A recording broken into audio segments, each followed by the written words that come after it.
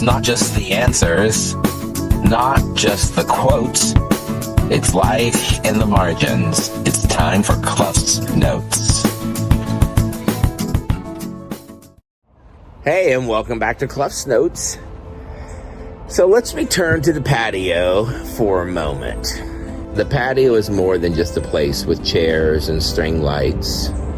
It's a stand-in for any place where we pause and we reflect, where we face things that maybe we've outgrown, and sometimes that we finally tell ourselves the truth.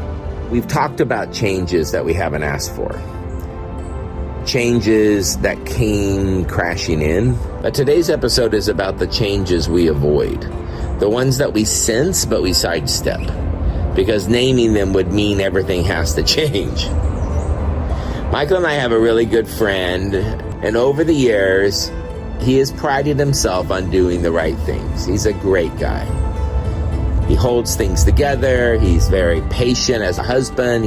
He's a loyal dad, a dependable friend, but he's also a peacemaker, and that kept coming at a cost. He just would get caught in these cycles, trying again and again to be forgiving and then hoping and forgiving and hoping, until somewhere in that he lost track of what he needed. And in fact, he lived with us just for a little while. And the patio literally was a place where we had long talks as friends.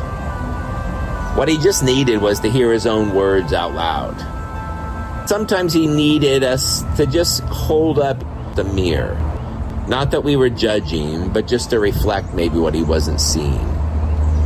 Eventually, his questions started shifting. They were going from, how do I fix this, to why am I staying in something that is not obviously working and that hurts? And why do I believe that this is all I deserve in life? And it reminded me of that story in season 1 about the ham cut in half, that we do things because someone else did and we repeat out of habit. We inherited it without asking why.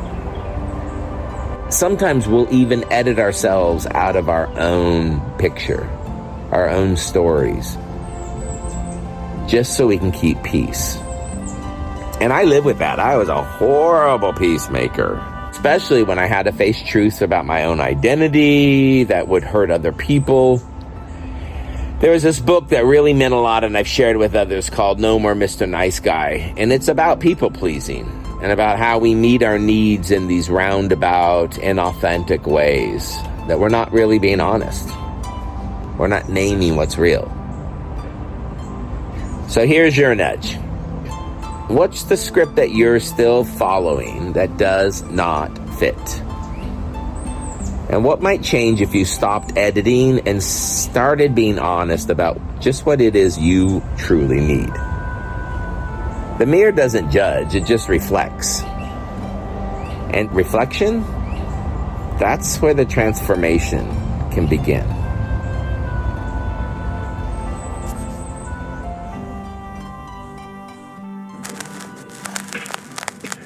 Another reel for the shelf.